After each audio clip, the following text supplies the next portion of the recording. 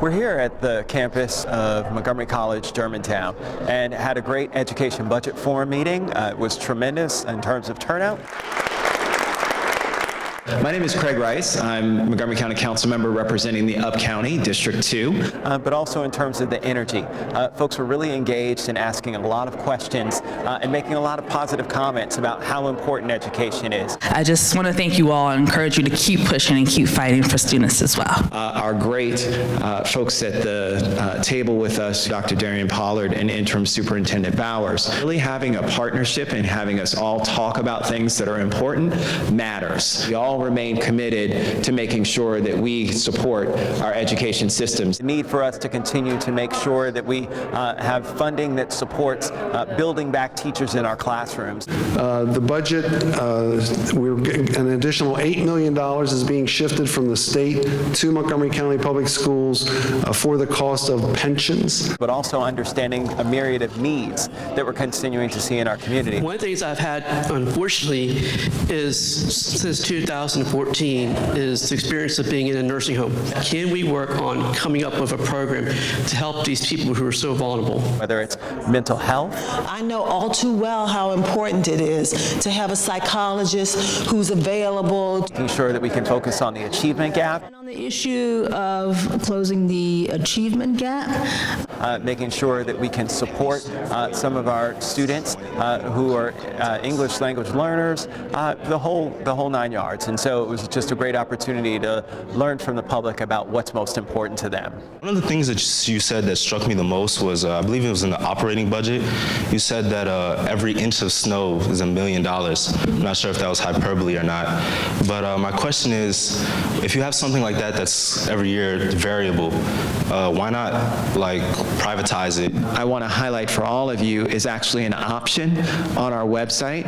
If you go to montgomerycounty.gov, there's actually a link that you can click on for budget recommendations, things that you might want to suggest. And so I encourage you with great ideas like yours to continue to do that. If you come up with others or you have questions and want to see a breakdown of all the budgets. Is there any way you guys could reach out to the community, provide jobs for kids at Montgomery College where they can have a part-time job but still they can have the focus on school? The literature would tell us that if you can keep a student on campus, their success rates grow exponentially. So I would like to create more opportunities for on-campus work. Most of our students are part-time students. Most of them need to work. And I keep thinking if I can keep them on campus and can incent them to take one more class, they move toward completion a lot more quickly if they didn't. So I have a student here, and I have a junior in high school at Clarksburg. So we're doing tours of colleges and universities for my younger one, and my son is here. One of the things I've learned at these colleges and universities is they provide transportation around the school's community. Is there a discussion about adding transportation services for our students to get them back and forth between the campuses? Students, do we have a shuttle that runs between our campuses? Yes, we have a shuttle that runs between all three of our campuses. We piloted it last fall, but this was a significant barrier. So now if they can get to the Germantown campus, we have a shuttle that runs between all three campuses. Right now I'm taking the Ride-on bus, which takes probably an hour, but now that they have the new shuttle bus from Germantown to Rockville, I will probably save 20 minutes.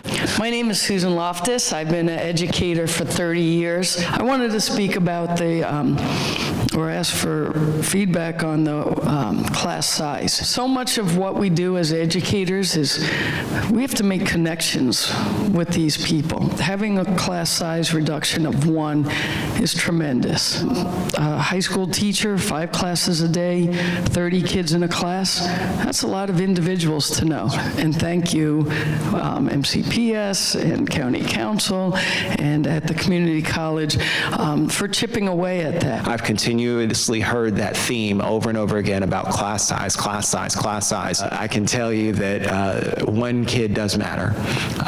It certainly does, especially when you're adding that 1 child that might be a child who's coming from a country of violence and all of a sudden needs to provide more attention and find other resources to help that child so that they can learn just like all of the other kids in their classroom. Well, one of the things I would enlist your help for is trying to get a piece of this casino gambling money from table games. Currently, 80% of that money goes to the casinos and only 20% goes to education. Can you help us try to move the needle on that?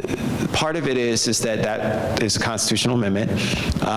It was written into our Constitution about the changes that we made to allow for gaming, so it would have to be something that would be a constitutional amendment. But I think that to change the percentages, I think that's a conversation that we need to have. I'm extremely supportive of that.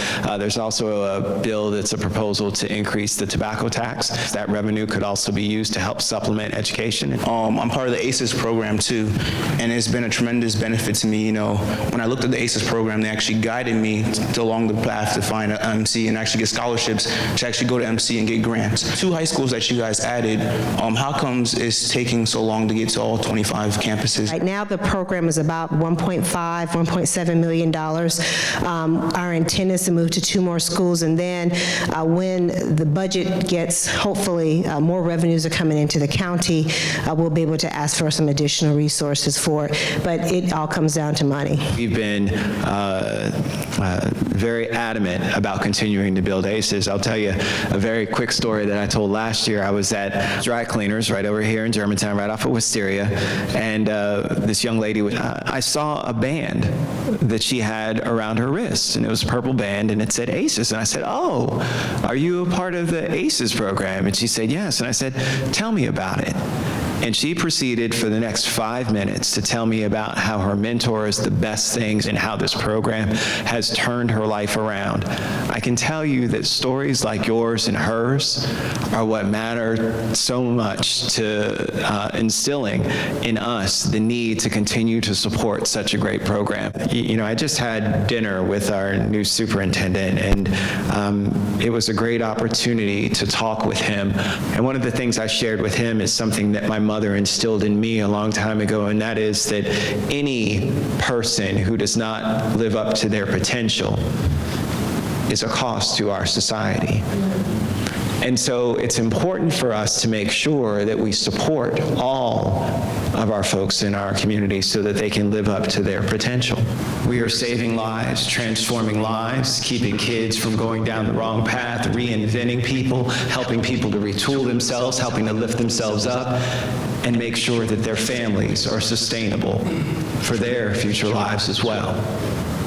All of those things happen within our education system walls.